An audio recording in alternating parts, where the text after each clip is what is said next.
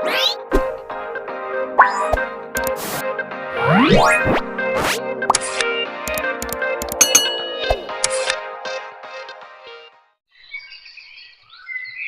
कहानी कृष्ण भक्त मीरा की है, जो बचपन से ही भगवान श्री कृष्ण की परम भक्त थी।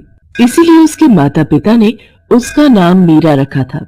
मीरा के पिता फलों का ठेला लगाते थे और माँ लोगों के घरों में बर्तन साफ किया करती थी। फिर भी घर चलाना बड़ा मुश्किल हो जाता था।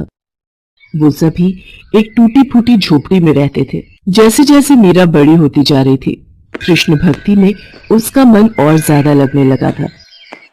उसने अपनी झोपड़ी के कोने में भगवान कृष्ण के बाल स्वरूप को स्थापित किया हुआ था।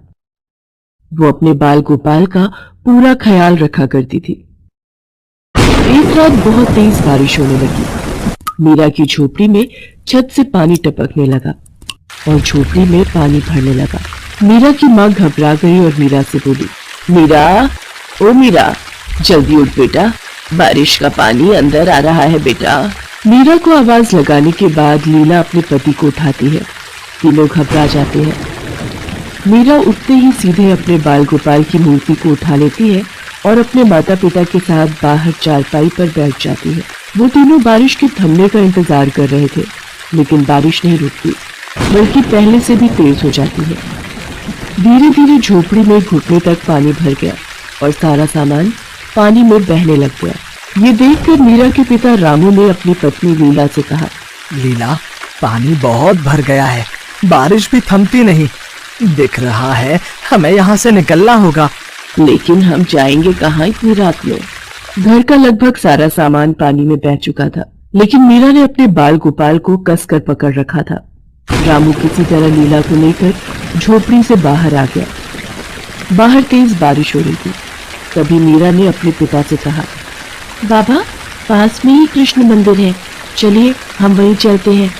वहाँ ये पानी हमारा कुछ नहीं बिगाड़ पाएगा।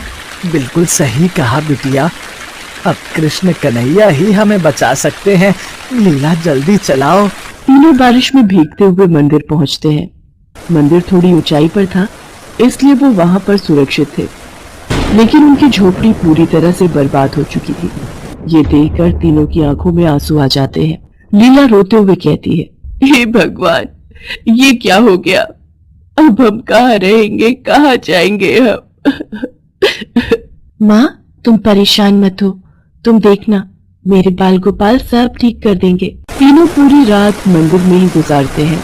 मीरा श्री कृष्ण की मूर्ति को हाथ जोड़े देखती रहती है। सुबह होते होते बारिश भी रुक जाती है और मंदिर के पुजारी मंदिर में आते हैं। वो रामू और उसके परिवार को वहां देखकर पूछते हैं, क्या हुआ बेटा, तुम लोग रात भर मंदिर में ही थे क्या?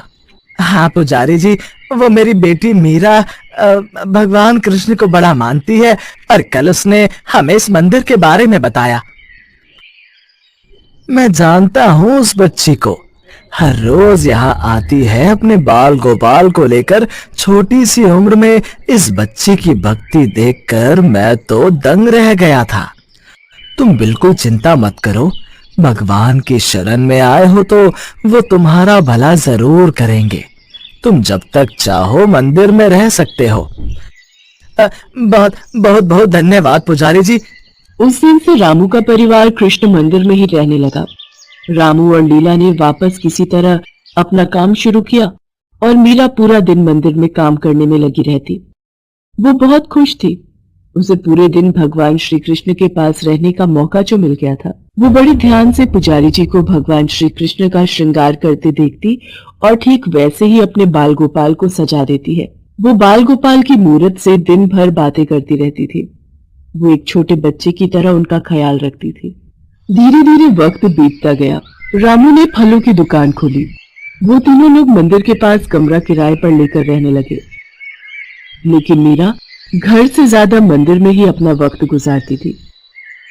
एक दिन रामू अपनी दुकान से वापस अपने घर आया और लीला से बोला, लीला, खुशखबरी लाया हूँ। अच्छा, तो जल्दी बताइए ना मुझे। मेरी दुकान के बगल में वो जो पंसारी की दुकान है ना कृष्णलाल जी की, उन्होंने अपने बेटे धर्मेश के लिए अपनी मीरा का हाथ मांगा है। किशन लाल जी की दुकान बहुत बढ़िया चलती है और धर्मेश भी उनके साथ मिलकर वही दुकान चलाता है।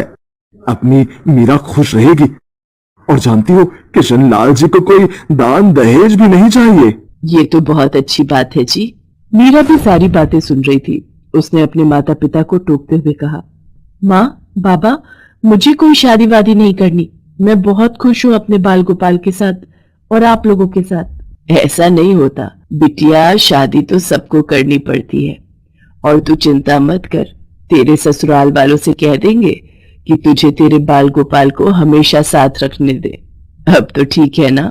लेकिन कुछ नहीं बिटिया, तू तो हमारी हालत जानती है ना। अच्छा रिश्ता खुद सामने से आया है, इसे जाने नहीं दे सकते हम। मीरा अपने माता पिता की बात मानकर धर्मेश से शादी कर लेती है। लेकिन धर्मेश को लेकर उसे जो बातें बताई गई थी वो उससे बहुत अलग था। उसका मन किसी काम में नहीं लगता था। वो सारा दिन आराम करता और शाम के वक्त दोस्तों के साथ नशा भी करता था। मीरा के ससुर किशनलाल ने धर्मेश के बारे में झूठ बोला था। पहले तो किशनलाल घर का खर्च उठाते थे, लेकिन लंबी बीमारी से लड़ते हुए कुछ ही साल बाद वो चल बसे। धर्मेश की आंखें तब भी नहीं खुली। किशनलाल की दुकान भी बंद हो गई। मीरा की सास का देहांत बहुत पहले ही हो गया था। ऐसे में धर्मेश और अपना पेट भरने के लिए मीरा ने लोगों के घरों में काम करना शुरू कर दिया। इन सब की वजह से मीरा अपने बाल गोपाल के साथ ज्यादा वक्त नहीं बिता पाई थी, जिसका उसको बहुत दुख होता था। एक दिन मीरा रात को काम करके वापस घर लौटी तो उसने देखा कि धर्मेश नशे में धुत चीजों को इधर उधर फेंक रहा है। वो मीरा के बाल गोपाल को भी जमीन पर गिराने ही वाला था कि मीरा ने उसे रोक लिया और गुस्से से बोली, ये क्या कर रहे हो? मेरे बाल गोपाल को हाथ लगाने की तुम्हारी हिम्मत कैसे हुई? धर्मेश मीरा को धक्का देकर जमीन पर गिरा देता है। तेरी हिम्मत कैसे हुई मेरे सामने ऊंची आवाज में बात करने की? जो दारू की बोतल लेकर आया था वो कहाँ है? मुझे दे जल्दी से, नहीं तो मैं तुझे घर से बाहर निकाल दूंगा अभी। मीरा उसे शराब की बोतल लेकर देती है और फिर रोती हुई अपने बाल गोपाल से कहती है, मुझे माफ कर दो कान्हा जी, अब से आप हमेशा मेरे साथ ही रहोगे। मैं आपको कभी अकेला छोड़कर नहीं जाऊंगी। धर्मेश का बर्ताव और स्वास्थ्य दिन पर दिन खराब होता जा रहा था। उधर मीरा अब मां बनने वाली थी, लेकिन फिर भी धर्मेश में कोई बदलाव नहीं आया। कुछ कमाकर घर लाना तो दूर, वो मीरा की कमाई भी उससे छीन लेता था और उन पैसों से नशा करता था। मीरा के माता पिता भी अब इस दुनिया में नहीं थे। मीरा बिल्कुल अकेली पड़ गई थी। हद से ज्यादा नशा करने की वजह से धर्मेश की तबीयत खराब रहने लगी। जल्दी ही वो बिस्तर पर आ गया। नशे की लत ने उसे मौत के करीब लाकर खड़ा कर दिया था। जब धर्मेश को इस बात का एहसास हुआ तो वो एक दिन मीरा से बोला, मीरा, हो सके तो मुझे माफ कर देना। समझ गया हूं कि माँ ने कितने पाप किए हैं और भगवान ने मुझे मेरे किए की सजा भी दे दी है। मैंने तेरी जिंदगी खराब कर दी है, इसके लिए मुझे माफ कर देना। ये धर्मेश के आखिरी शब्द थे। वो जा चुका था। मीरा उस दिन बहुत रोई। फिर अपने बाल गोपाल को देख उसमें थोड़ी हिम्मत जगी। कुछ ही महीनों बाद मीरा ने एक प्यारे से बेटे को जन्म दिया और अब वो अपने बेटे के लिए जीने लगी। उसने अपने बेटे का नाम चंदन रखा। धीरे धीरे चंदन बड़ा होने लगा और जैसे वो चंदन का ख्याल रखती थी और वैसे ही अपने कृष्ण जी का भी ख्याल रखती थी। पर चंदन को ये सब समझ में नहीं आता था। एक बार चंदन ने मीरा से पूछा, माँ, ये बाल गोपाल कौन है? वो मेरे सब कुछ है बेटा, उन्हीं की वजह से मैं आज जिंदा हूँ और तेरा ख्याल भी रख पा रही हूँ। ऐसे ही कुछ दिन बीत गए।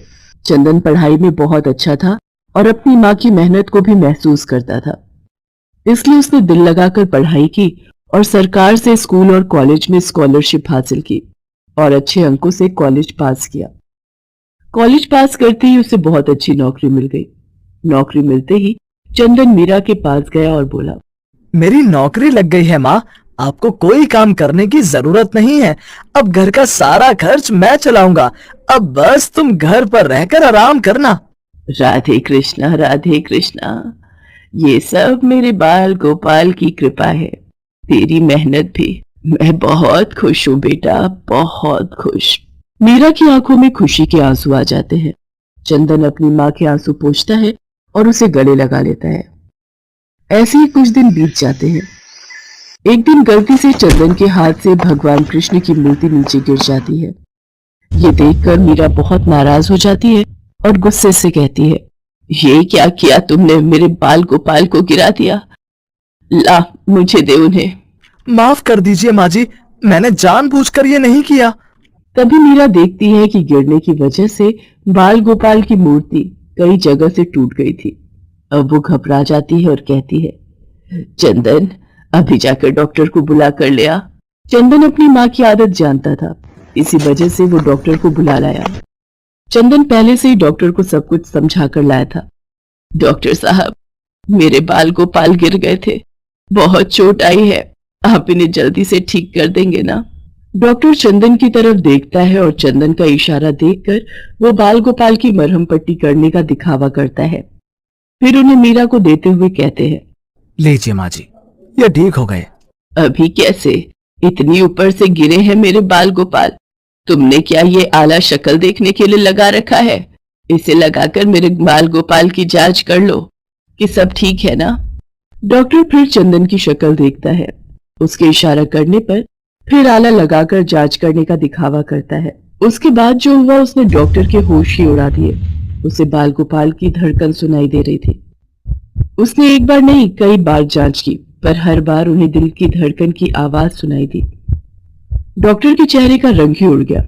उसे ऐसा देख चंदन ने डॉक्टर से पूछा, क्या हुआ डॉक्टर साहब, तबीयत तो ठीक है? डॉक्टर आला देकर चंदन को भगवान बाल गोपाल की धड़कनों की आवाज सुनाता है। वो दोनों ही दंग रह जाते हैं। फिर मीरा उनसे आला छीन लेती है और कहती है, लाओ ये मुझे दो, पता नहीं क्या खेल कर रहे हो इतनी देर से। मीरा भी बाल गोपाल की धड़कन सुनती है, लेकिन चौंकती नहीं, बल्कि उसे अच्छा लग रहा था। ऐसा लग रहा था कि वो कई सालों से इन धड़कनों को सुनती आ रही है। उसके चेहरे पर संतोष था। वो बाल गोपाल को अपने माथे पर लगाती है और कहती है, ठीक है, मेरे बाल गोपाल बिल्कुल ठीक।